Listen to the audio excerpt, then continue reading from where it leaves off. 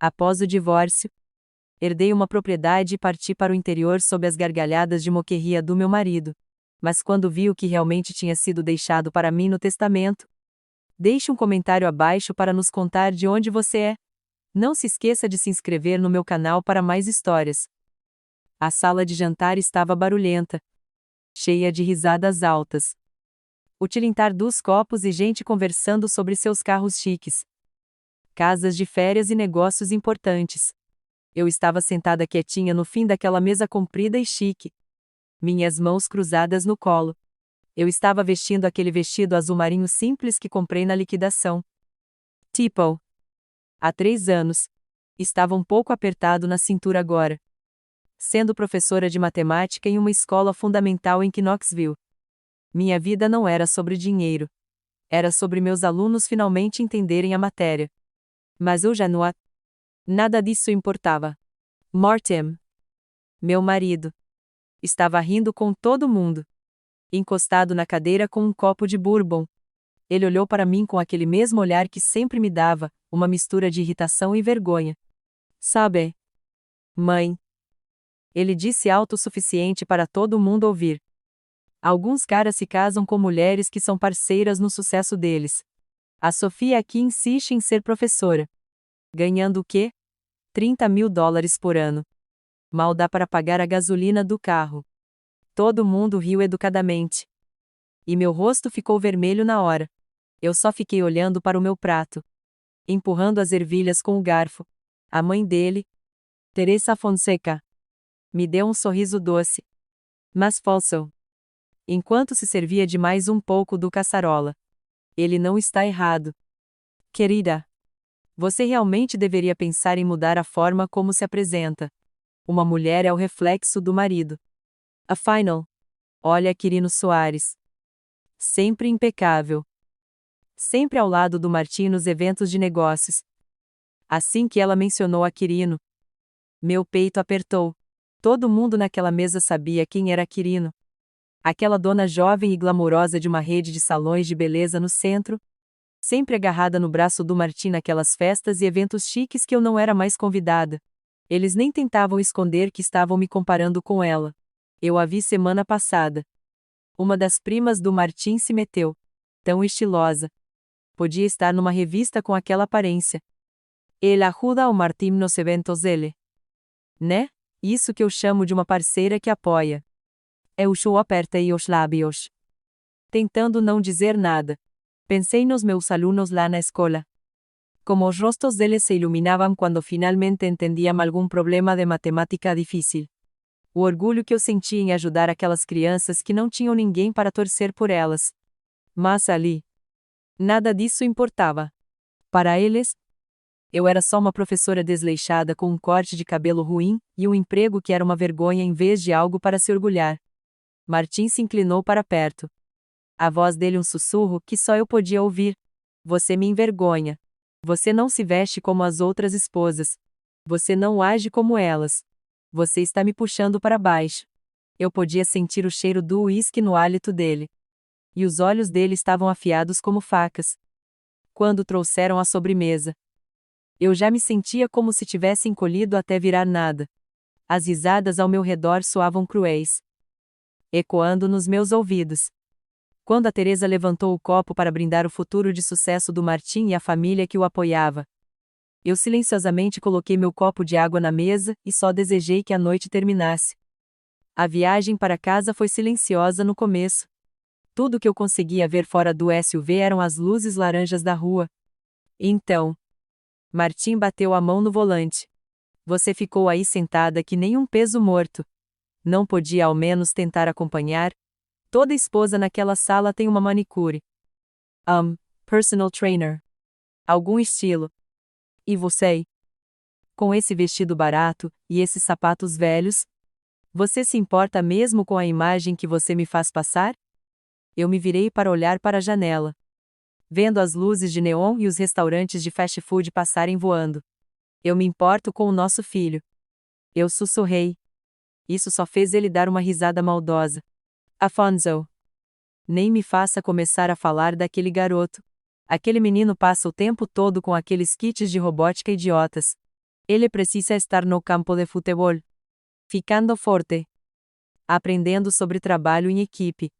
Em vez disso, ele fica mexendo com tranqueiras como um filhinho da mamãe. Meu coração afundou. Ele é talentoso. Eu disse firmemente.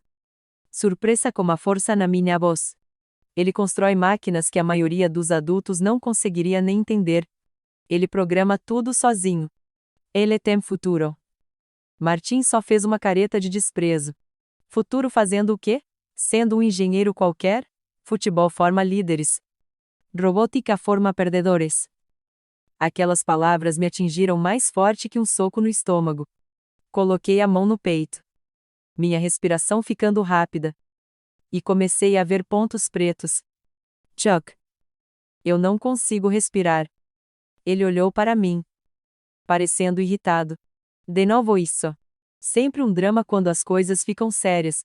Mas antes que ele pudesse terminar, eu simplesmente desabei no banco. Tudo ficou escuro. Quando o SUV parou bruscamente na frente da emergência, enfermeiros já estavam correndo com uma maca. Martin seguiu, parecendo estressado e murmurando sobre como aquilo era inconveniente. Crise hipertensiva. Um dos médicos disse rapidamente, verificando meus sinais vitais. Estresse severo. Coloquem oxigênio e comecem a monitorar imediatamente. As luzes fortes do hospital estavam borradas enquanto eu entrava e saía da consciência. E naquele momento, tudo o que eu conseguia pensar era: será que eu desperdicei metade da minha vida com um homem que me odeia? As luzes fortes da emergência faziam tudo parecer frio. Desde a maca em que me levavam pelo corredor até os rostos cansados dos enfermeiros correndo ao meu redor. Eu ia e voltava, pegando pedaços do que as pessoas estavam dizendo. A pressão está nas alturas. Alguém disse. Provavelmente uma crise hipertensiva. Precisamos estabilizar, lá. Outra voz mencionou o estresse. Exaustão e muita pressão no meu coração. Quando finalmente acordei, eu estava em um quarto particular com um soro no braço e um monitor cardíaco apitando ao meu lado. Um médico de meia-idade com um jaleco branco estava inclinado sobre mim, com uma expressão calma. Masseria. Sra. Fonseca. Seu corpo está avisando. Isso aconteceu porque você está sob muito estresse. Precisa de descanso. Não só uma noite ou duas. Sugerimos um programa de controle de estresse. Talvez até uma estadia temporária num spa nas montanhas. Vai ajudar lá a se recuperar antes que algo pior aconteça. Eu só concordei. Minha garganta sentindo um nó. Eu queria perguntar o que aconteceria se eu não fizesse o que ele estava dizendo. Mas o olhar nos olhos dele me disse que não era nada bom. Chuck estava sentado numa cadeira perto da janela, olhando o celular. Ele só olhou quando o médico falou com ele. Ela vai ficar bem. O médico disse. Mas ela não pode voltar ao mesmo nível de estresse agora. Seria perigoso. Claro. Martin disse rápido, parecendo suave, quase como se tivesse ensaiado. Faremos o que for preciso. Ele deu um sorriso forçado e colocou o celular de volta no bolso. Mas assim que o médico saiu, a atuação dele acabou.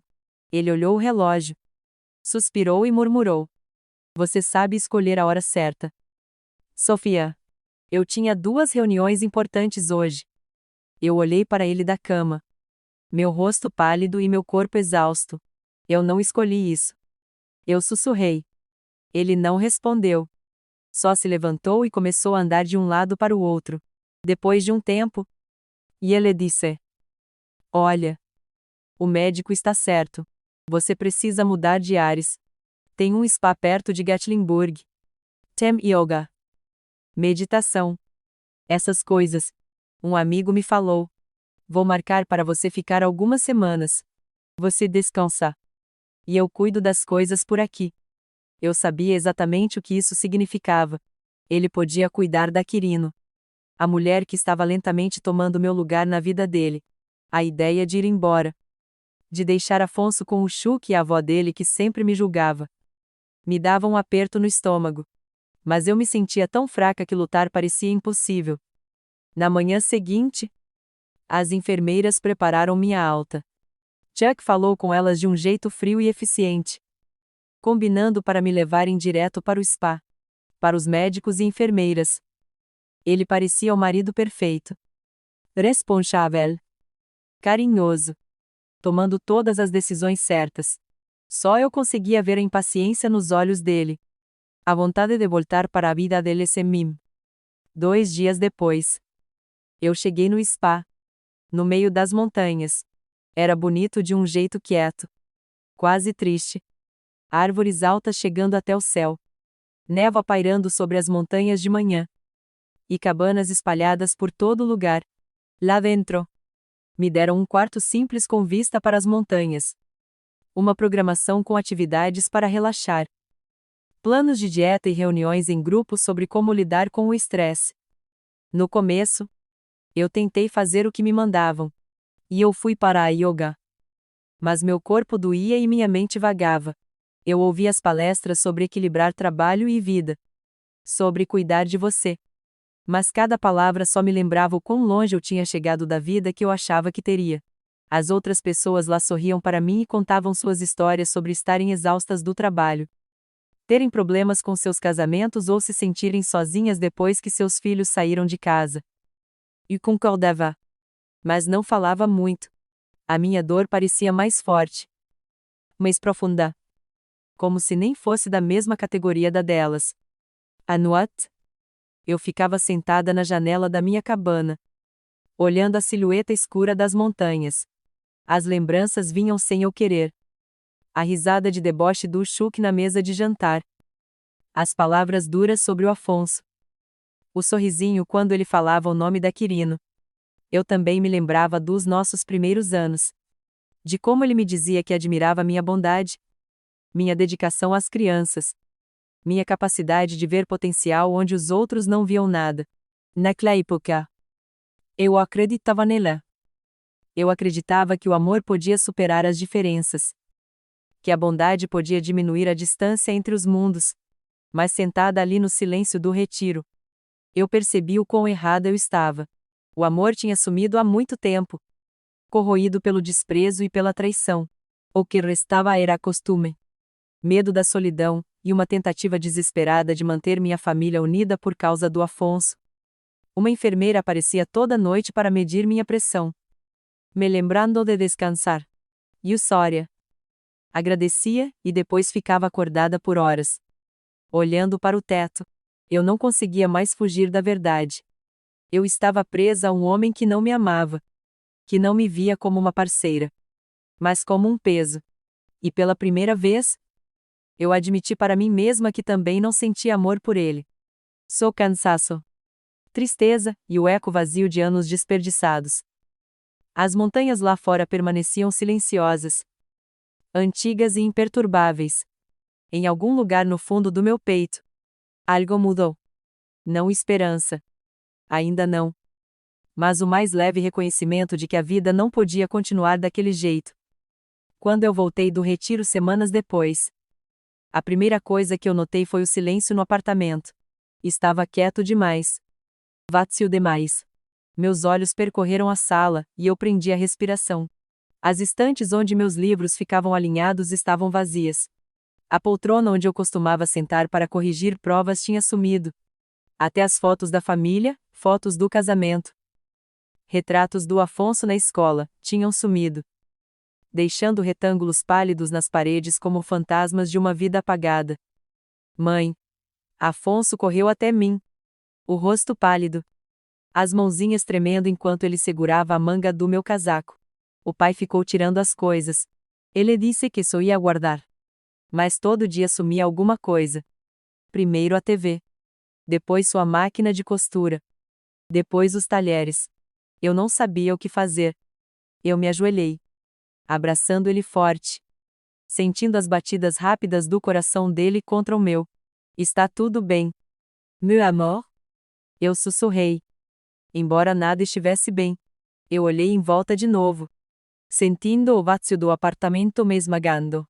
O que antes era nosso lar agora parecia um palco vazio depois que a peça acabou. O barulho das chaves girando na fechadura quebrou o silêncio. Martim Fonseca entrou. O cheiro forte de colônia no ar. A expressão relaxada como se nada de estranho tivesse acontecido. Ele carregava uma pasta embaixo do braço e jogou o casaco displicentemente sobre uma cadeira que nem era mais nossa. Você voltou. Ele disse sem emoção. Bom. Me poupa o trabalho de te procurar. Eu me levantei devagar. Meu corpo rígido. O que aconteceu aqui? Onde está tudo? Simplificando. Ele respondeu sem vergonha. Não precisamos de duas de cada coisa. Algumas coisas estão guardadas. Algumas, bem, a Quirino e eu podemos aproveitar melhor. O nome me atingiu como um tapa. Embora eu já estivesse esperando por isso. Quirino Soares. A mulher que estava rondando meu casamento há anos. Agora entrando de vez no centro. Martim abriu a pasta e tirou uma pilha de papéis. Esta é a petição de divórcio. Já falei com meu advogado. Está tudo bem simples. Você assina onde está marcado. Afonso estava paralisado. Os olhos arregalados fixos no pai. Você está nos deixando? A voz dele falhou. Incrédula. Martim nem olhou para ele. Não seja dramático. Você anda a me ver. A gente resolve as visitas. Mas a Quirino e eu vamos morar juntos. E eu não vou sustentar duas casas. Minhas mãos tremiam enquanto eu pegava os papéis. Analisando a linguagem fria e legal. Os termos eram tão cruéis quanto o tom da voz dele. Ele estava me oferecendo um apartamento pequeno na periferia de Knoxville. Um lugar mal dava para duas pessoas. E uma pensão mínima. Que não cobria nem as despesas básicas. Isso não é justo. Eu disse baixo. Minha garganta seca. Martim sorriu com deboche. Servindo um gole da garrafa quase vazia que ele guardava perto do balcão.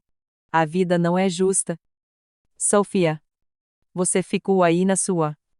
Dando aulinhas. Achando que isso era o suficiente. Não é. Eu estou seguindo em frente. E você, peso morto? Agradeça que eu estou te dando alguma coisa. Meu rosto queimou. Mas eu me forcei a manter a calma.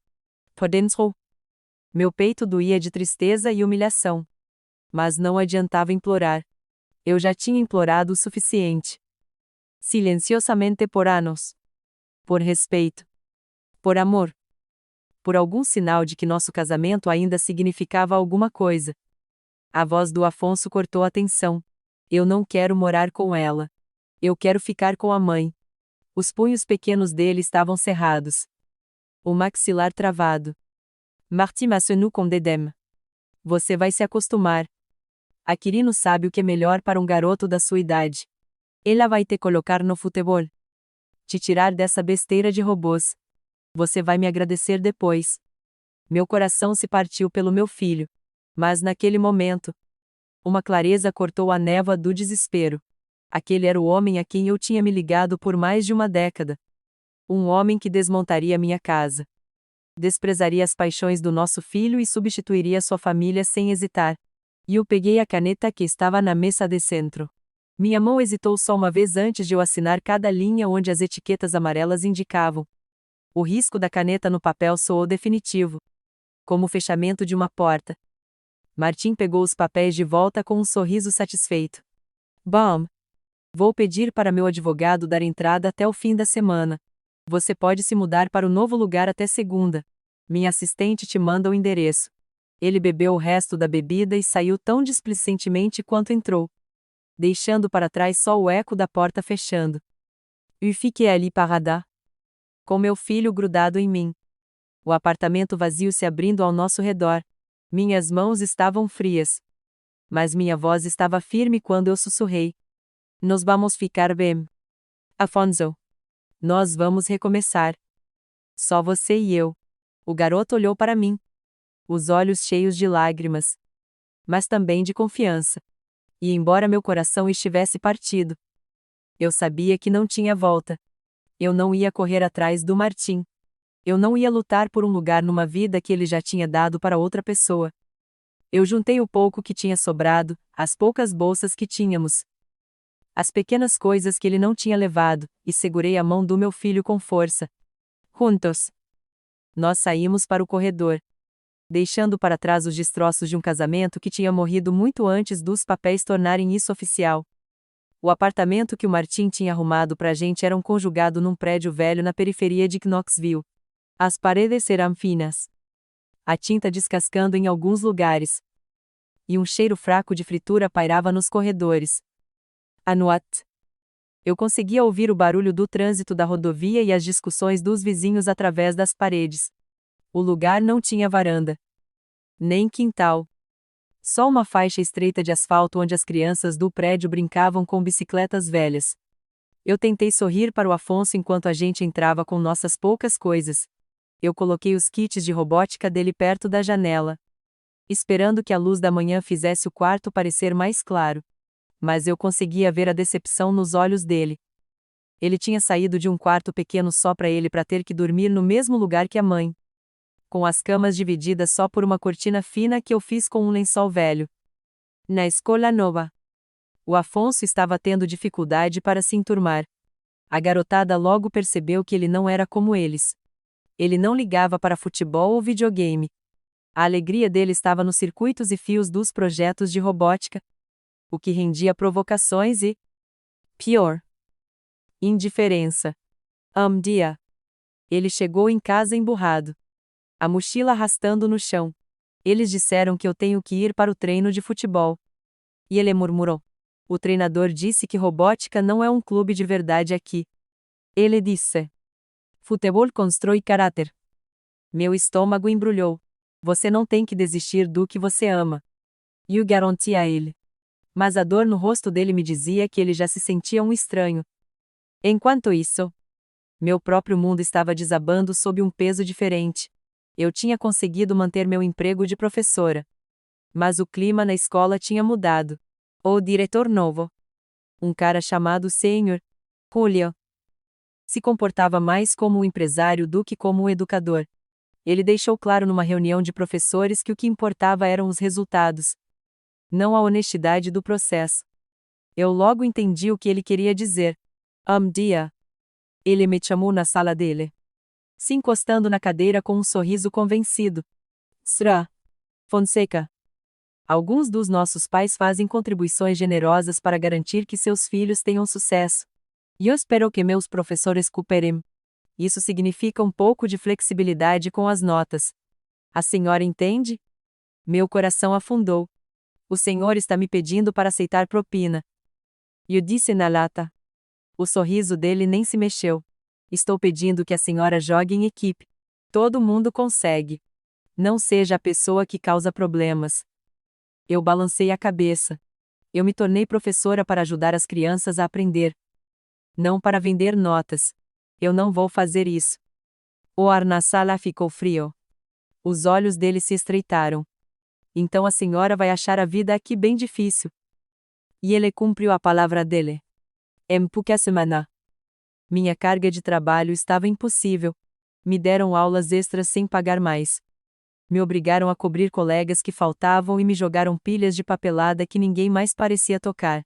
Eu ficava até tarde quase todas as noites, voltando para casa exausta, com a voz rouca de tanto dar aula, e os dedos manchados de tinta de tanto corrigir prova. As contas se amontoavam no balcão da cozinha.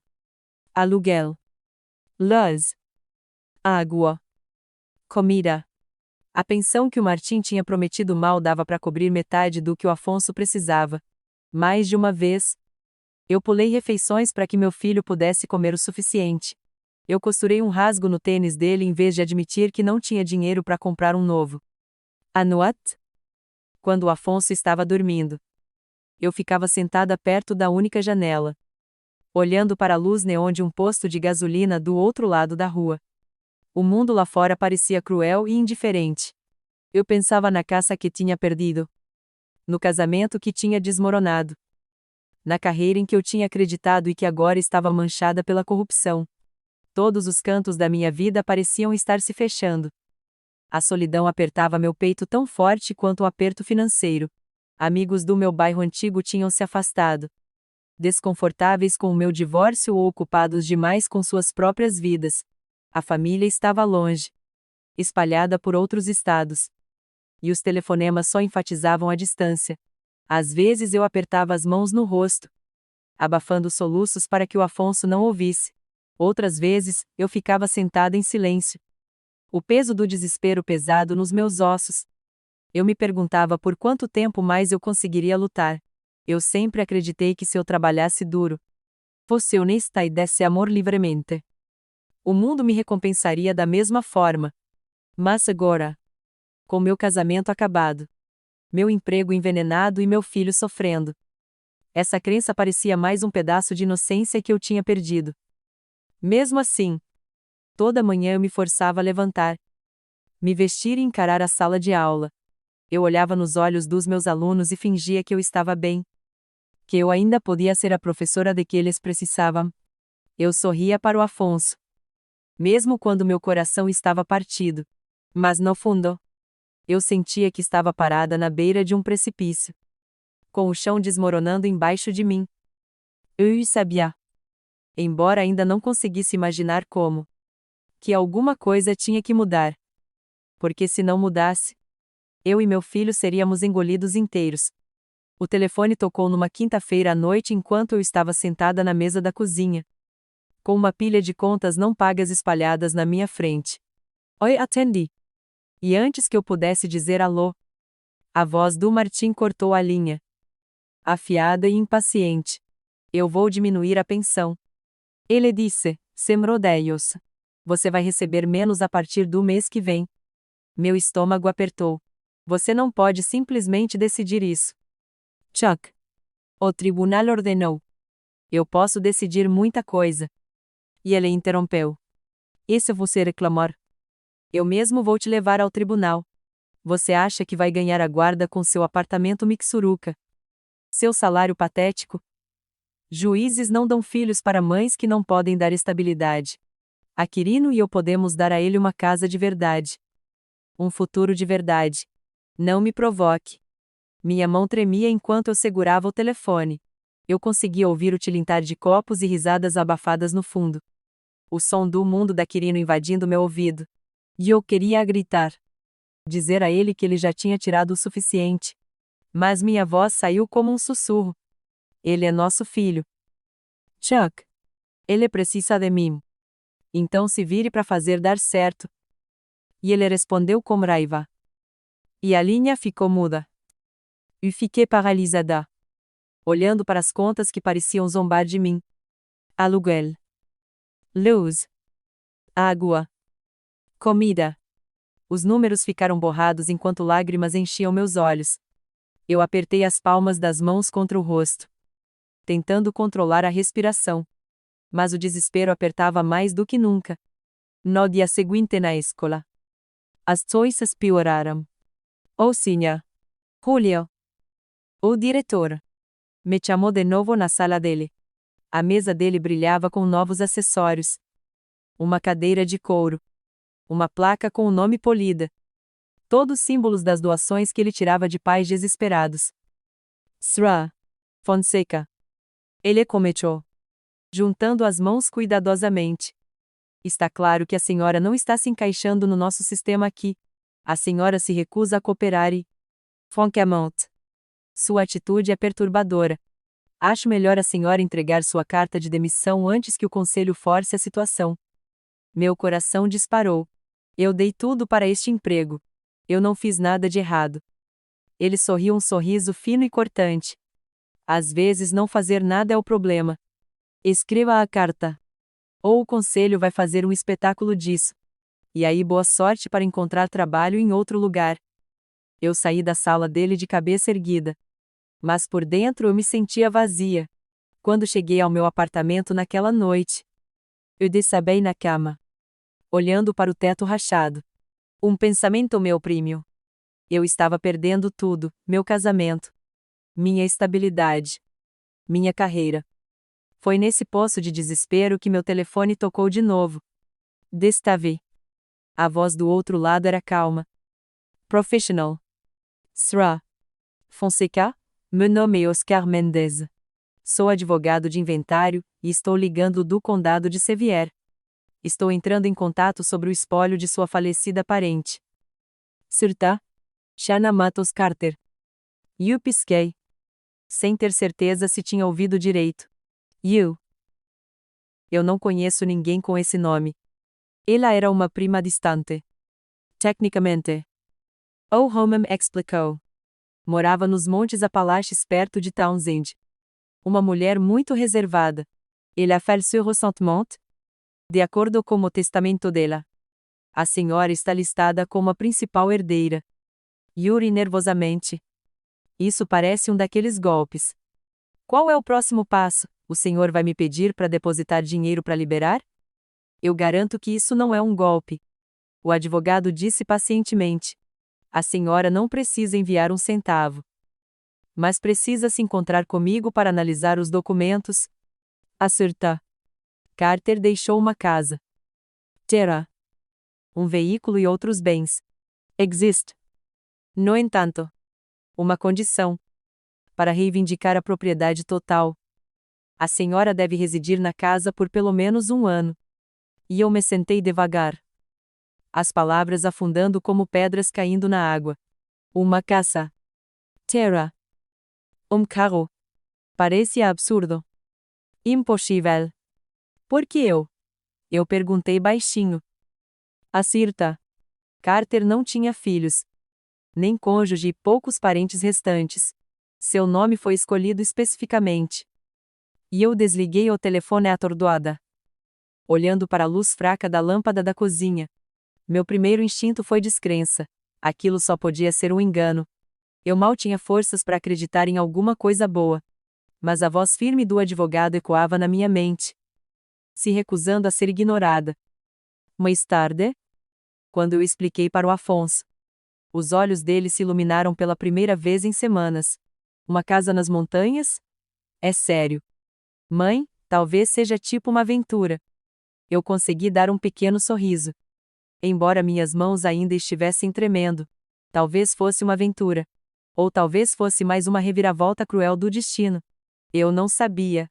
Mas pela primeira vez em meses, um fio frágil de possibilidade se agitou dentro do meu peito. A estrada subia cada vez mais para os Montes Apalaches.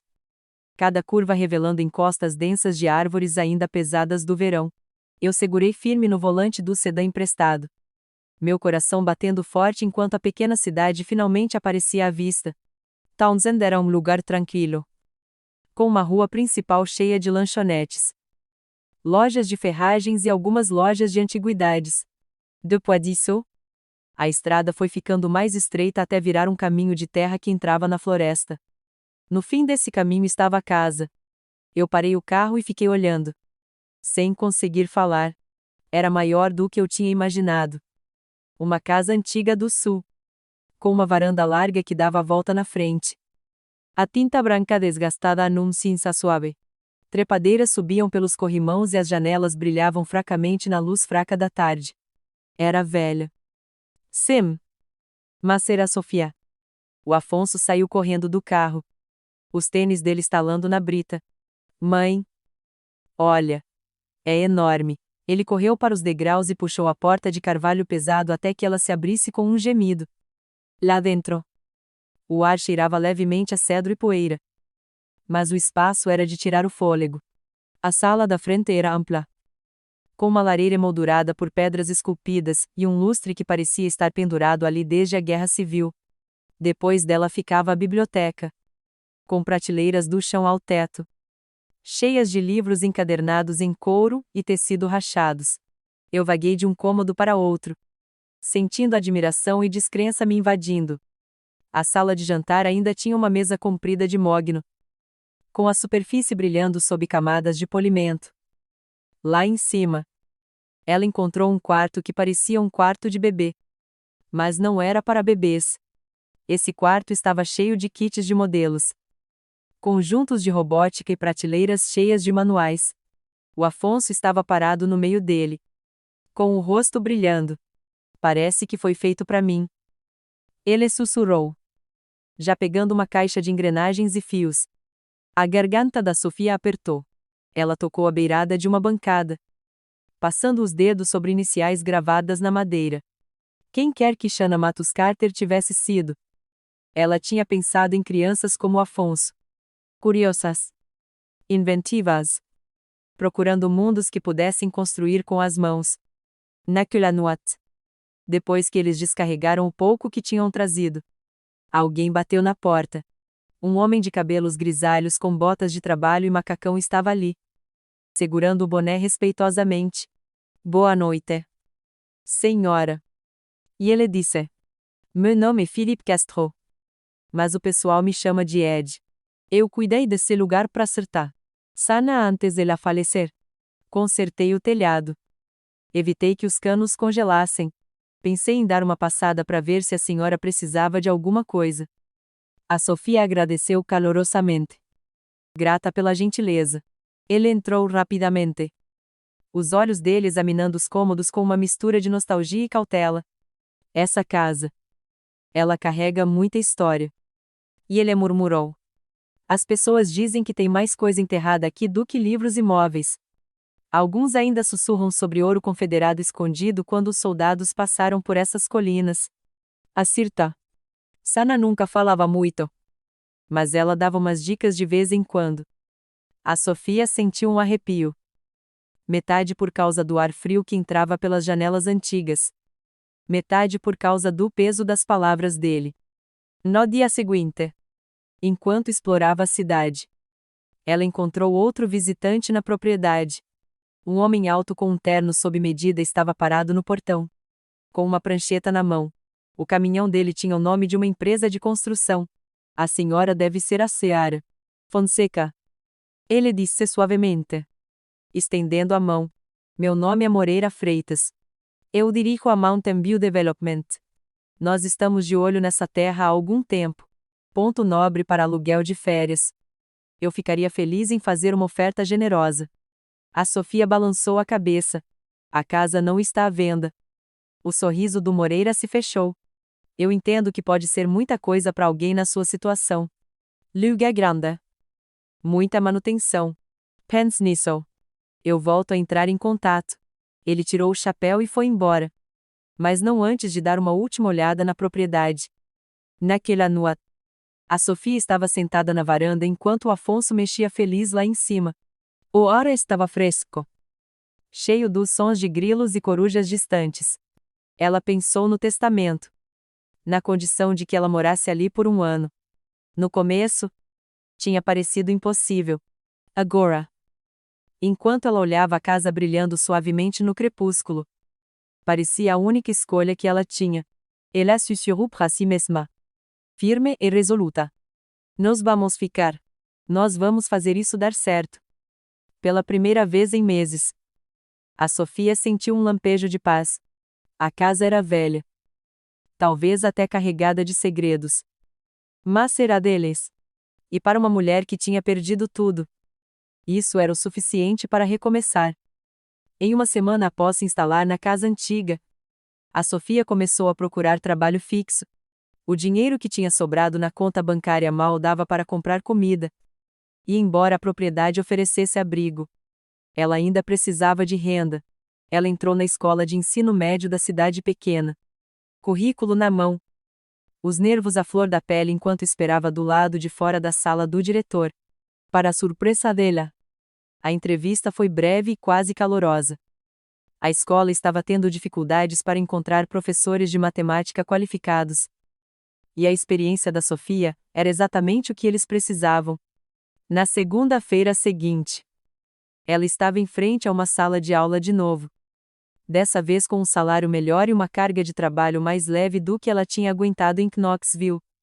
A diferença foi imediata. Ali, os alunos eram respeitosos, curiosos e ansiosos para aprender. Os professores se apoiavam em vez de competir. E o diretor realmente incentivava a inovação em vez de propina. A Sofia voltava para casa todos os dias se sentindo mais leve, quase esperançosa, como se sua profissão tivesse sido restaurada ao que deveria ser.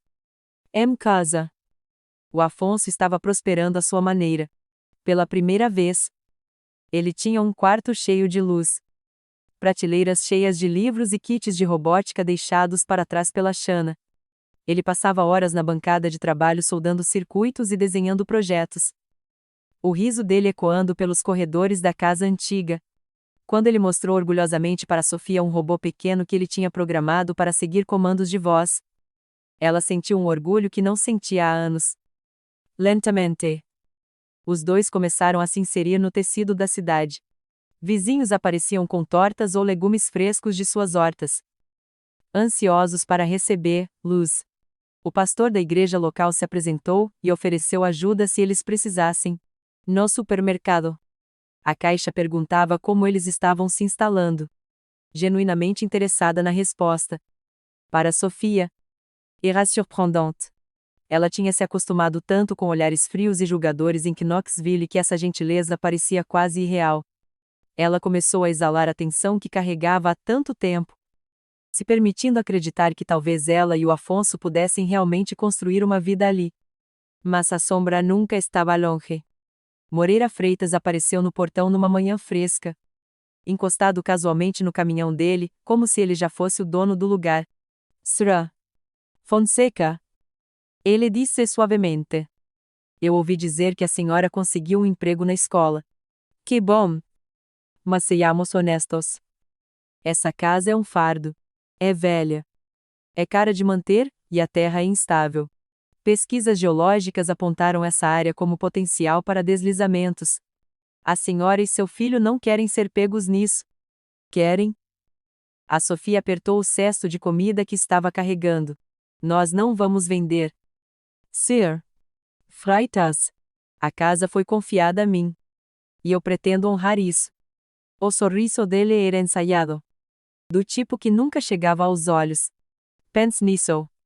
A senhora não quer acabar sem nada porque se agarrou a um navio afundando. Ele foi embora depois de mais alguns comentários maldosos. Mas a Sofia não conseguiu se livrar do mal-estar que as palavras dele deixaram. Naquela noite, depois que o Afonso foi para a cama, ela entrou na biblioteca. As prateleiras cheiravam a antiguidade e poeira.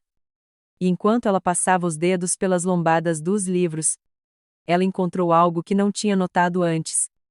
Um diário encadernado em couro escondido atrás de uma fileira de enciclopédias. Pertence a Sana Carter.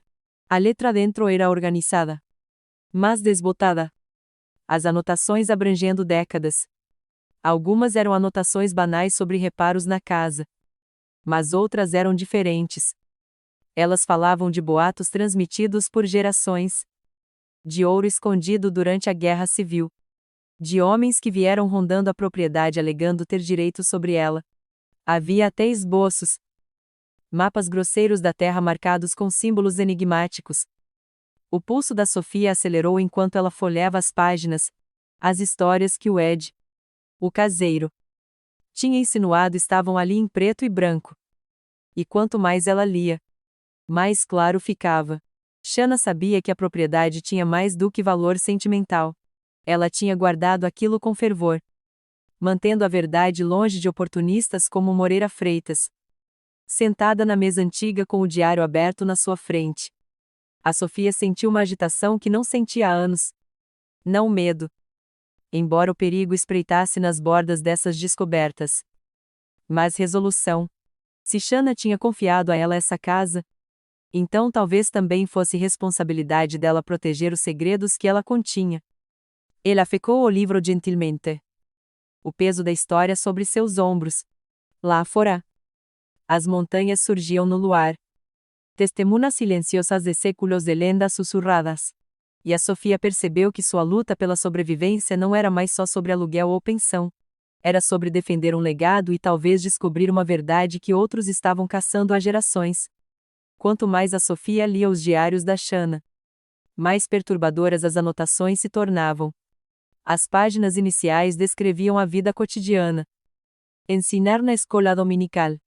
Cuidar dos jardins. Caminhar até a cidade para fazer compras.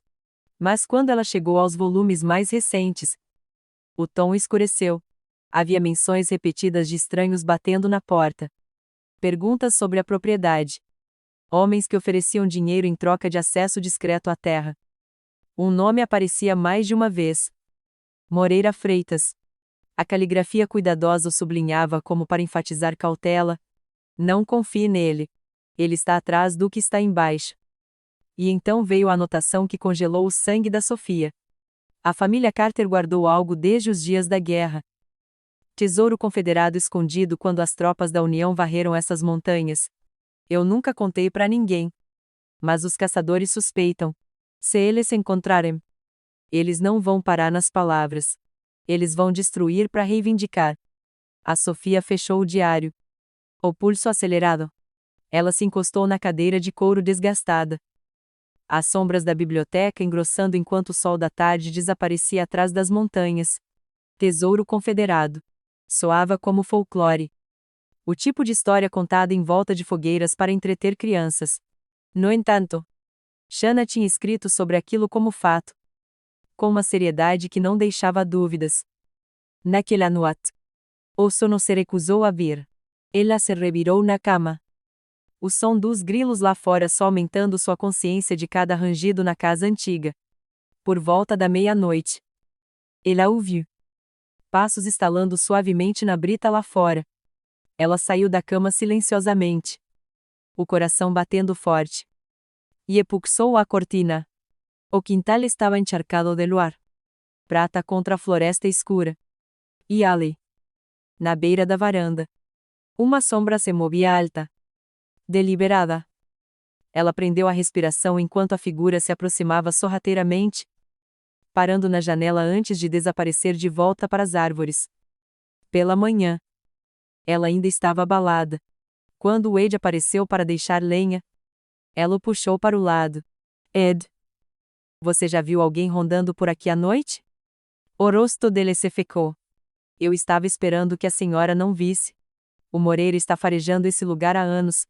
Na época em que a Sirta Shanna estava viva. Ele aparecia sem ser convidado, perguntando sobre boatos antigos da família. O pessoal diz que ele é um caçador de tesouros. Se veste de construtor. Mas o que ele quer está enterrado embaixo dessa terra. A Sofia estremeceu. A Shanna avisou sobre ele nos diários dela. O Ed concordou sombriamente. Então ela sabia do que estava falando. Não confie nele. Sra. Fonseca. Nem por um segundo. Me tardo naquela tarde. Enquanto eu estava reorganizando os livros na biblioteca. O Afonso entrou correndo, com o rosto vermelho de empolgação. Nas mãos dele estava um envelope amarelado pelo tempo que tinha escorregado de um fundo falso em uma das prateleiras. Mãe! Olha o que eu achei! Ele exclamou, espalhando o conteúdo na mesa. Era um pedaço de pergaminho dobrado, frágil nas bordas, coberto de marcações desenhadas à mão. Eu me inclinei mais perto, prendendo a respiração. Era um mapa, com esboços detalhados da propriedade com símbolos que correspondiam aos do diário da Shanna. Linhas traçadas da casa para o bosque, terminando em um X perto de uma formação de pedras que eu reconheci das nossas caminhadas. É isso. Afonso. Eu sussurrei. O tesouro. É de verdade. Minha garganta ficou seca. Eu queria dizer para ele não se empolgar demais. Que lendas nem sempre eram verdade. Mas a evidência estava diante dos meus olhos. O mapa. As anotações. Os avisos da Shanna. Eu dobrei o pergaminho cuidadosamente e o tranquei de volta na gaveta da mesa. Minhas mãos tremendo. Escuta aqui. Afonso. Eu disse baixinho. Seja lá o que for isso. É perigoso. Pessoas como Freitas não vão parar se acharem que a gente sabe mais do que devia. A gente precisa ter cuidado. Ele concordou relutantemente. Embora os olhos dele ainda brilhassem de curiosidade. Naquela noite, eu fiquei acordada de novo, com o diário aberto na mesinha de cabeceira ao meu lado. A casa rangia enquanto se acomodava. E cada som me deixava nervosa. Eu não conseguia fugir da sensação de que herdar aquele lugar tinha me puxado para algo maior. Algo mais sombrio do que eu jamais tinha imaginado. Eu fiquei olhando para as montanhas iluminadas pelo luar. Minha mente correndo. Aquilo não era só uma chance de uma vida nova. Era uma responsabilidade. Que vinha com perigo. Segredos e o peso da história sobre meus ombros. Pela primeira vez, eu entendi que Shanna não tinha simplesmente me deixado uma casa. Ela tinha me deixado uma batalha. A batida na porta veio cedo em uma manhã de terça-feira. Eu abri e dei de cara com o Moreira Freitas parado alto na varanda, flanqueado por 2 homens de terno. Um usava o distintivo do comissário do condado. O outro carregava uma pasta grossa cheia de papéis. Sra. Fonseca. Freitas começou suavemente. A voz dele com uma falsa cortesia. Nós precisamos ter uma conversa séria sobre essa propriedade. O condado analisou as pesquisas geológicas. E o risco de deslizamentos é significativo. Para a segurança da senhora e do seu filho. Seria melhor se vendesse a terra para Mountain View Development imediatamente. Eu me preparei contra o batente da porta. Meus nós dos dedos brancos. Essa casa está de pé há mais de um século. Se fosse tão perigoso quanto o senhor alega, a Shanna teria ido embora há muito tempo. O comissário pigarrou. Senhora, nós estamos preparados para emitir uma ordem de desapropriação. A senhora vai ser forçada a sair mais cedo ou mais tarde. Vender agora é a melhor opção. Moreira se inclinou, abaixando a voz como se estivesse compartilhando um segredo. A senhora não quer se envolver em problemas legais. Sra. Fonseca. Assine os papéis. Pegue o dinheiro e vá embora. Eu forcei um sorriso educado, escondendo o tremor no meu peito. Eu vou precisar de tempo para analisar esses documentos com meu advogado. Eu disse, usando deliberadamente a palavra que fez a mandíbula do Freitas se contrair. Eu aceitei a pasta. Agradeci secamente e fiquei à porta. Quando eu me virei, o Afonso estava parado no pé da escada. A preocupação estampada no rosto dele. Eles querem tirar. Não querem? Eu o puxei para perto, alisando o cabelo dele. Eles não vão.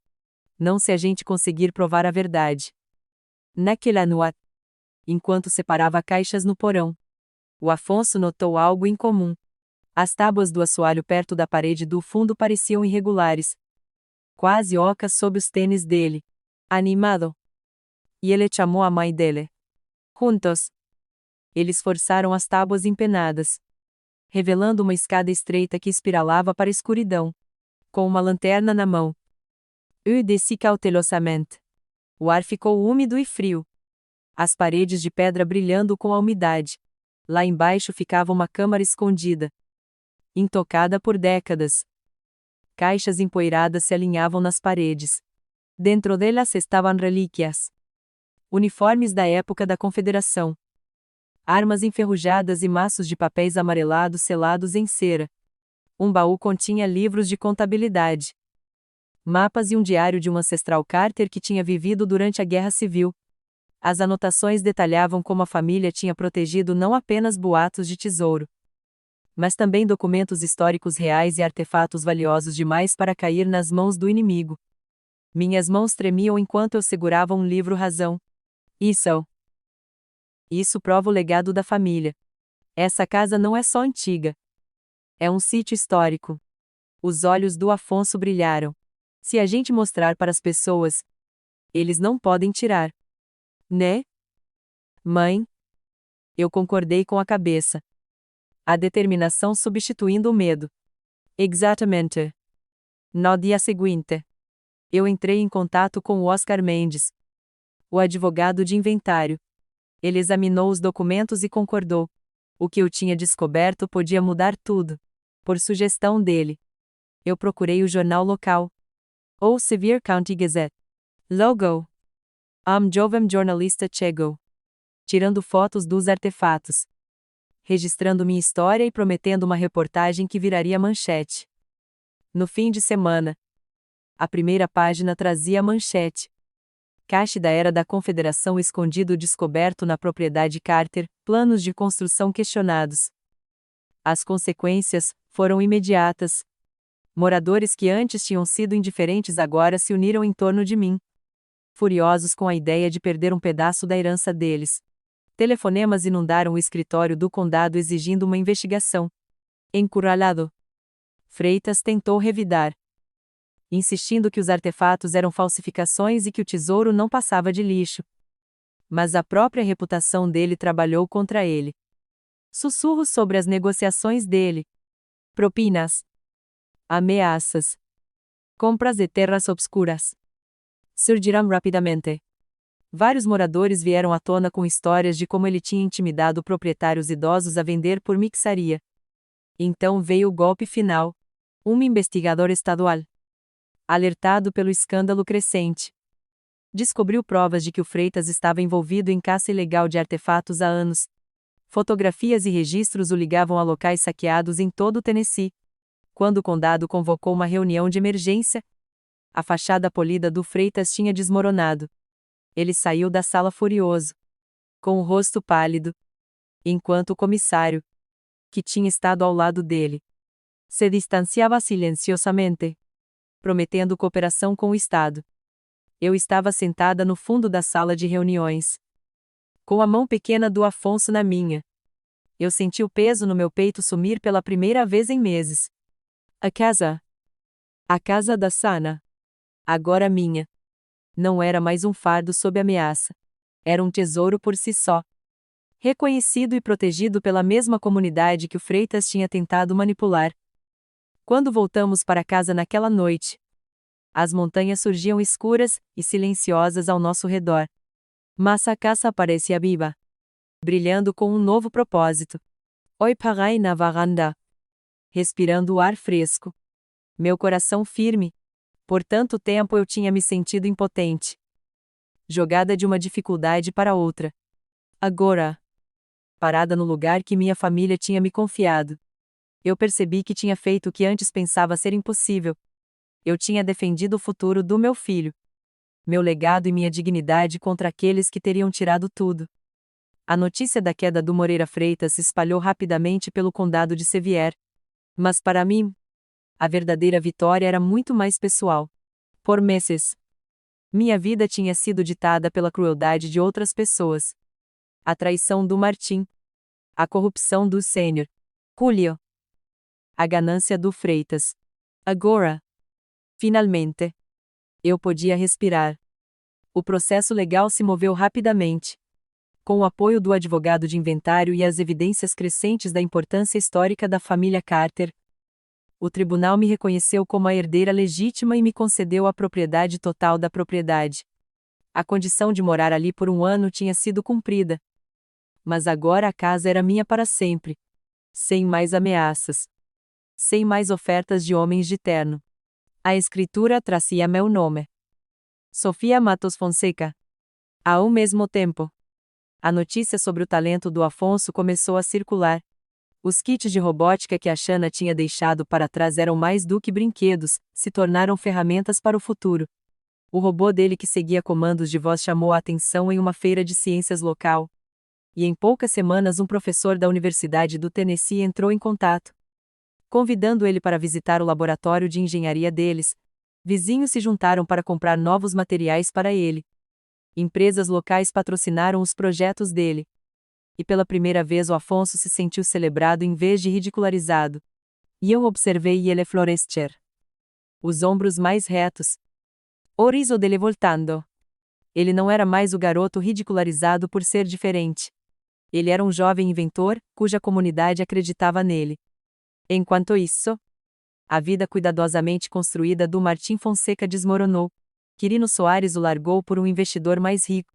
E, os negócios dele, sustentados mais pela imagem do que pela substância, desmoronaram sem as conexões dela. Ele perdeu contratos, se afogou em dívidas e acabou declarando falência. Corriam boatos de que ele tinha se mudado para um aluguelzinho fora de Nashville. Sozinho e amargurado. Ele não fez mais nenhuma tentativa de interferir na guarda do Afonso. Talvez fosse vergonha. Talvez exaustão. Mas eu suspeitava que era algo mais simples. Ele não tinha mais os recursos para lutar contra mim. O homem que antes ostentava poder sobre mim foi reduzido a nada mais do que uma sombra do que tinha sido. Irrelevante para a vida que eu estava construindo. Para mim, a vingança mais doce não foi vê-lo quebrado. Foi perceber que eu não me importava mais. A queda dele não tinha poder sobre meu coração. Eu tinha meu filho, minha casa e minha dignidade. Isso era o suficiente. A vida na propriedade entrou num ritmo. As manhãs começavam com a luz do sol entrando pelas janelas altas. Eu tomando café na varanda enquanto Afonso trabalhava na oficina dele. As tardes traziam aulas na escola onde eu era respeitada como professora e vizinha. As noites muitas vezes terminavam com visitas de amigos. Ed trazendo maçãs frescas do pomar dele. Moradores aparecendo para compartilhar histórias ou se maravilhar com os artefatos que eu tinha cuidadosamente preservado na biblioteca. Eu não era mais a esposa desleixada ridicularizada nas mesas de jantar. Naquela comunidade, eu era uma mulher de integridade. Alguém que tinha se mantido firme quando outros tentaram me derrubar. E nesse reconhecimento, eu descobri um pedaço meu que eu achava que tinha perdido para sempre. Emmanuel. Quando o verão dava lugar ao outono, eu e o Afonso estávamos juntos na varanda larga. O ar cheirava a fumaça de lenha e pinho. E as montanhas se estendiam infinitamente à nossa frente. Banhadas no brilho âmbar do pôr do sol, o Afonso se encostou no parapeito, segurando o pequeno robô em que ele estava trabalhando a semana toda. Mãe? Ele disse baixinho. Você acha que o pai às vezes se pergunta o que ele perdeu? Eu olhei para as colinas ondulantes. Meu coração firme. Talvez. Mas o que importa é o que nós encontramos. Eu envolvi um braço nos ombros dele. Puxando ele para perto. Nós ficamos em silêncio por um bom tempo. O som dos grilos aumentando com a noite. Para mim, aquele momento tinha mais peso do que qualquer decisão judicial ou artigo de jornal. Era a simples verdade da sobrevivência. De encontrar força quando tudo mais tinha sido tirado. Eu tinha sido humilhada. Abandonada. Quase quebrada. Mas ali, na casa que me foi confiada, com meu filho ao meu lado, eu estava inteira de novo. A varanda rangeu suavemente sob nossos pés enquanto a última luz do dia desaparecia atrás das montanhas. E naquele silêncio, eu senti certeza. Aquele não era o fim da minha história, mas o começo de uma nova, construída não sobre medo ou perda, mas sobre esperança.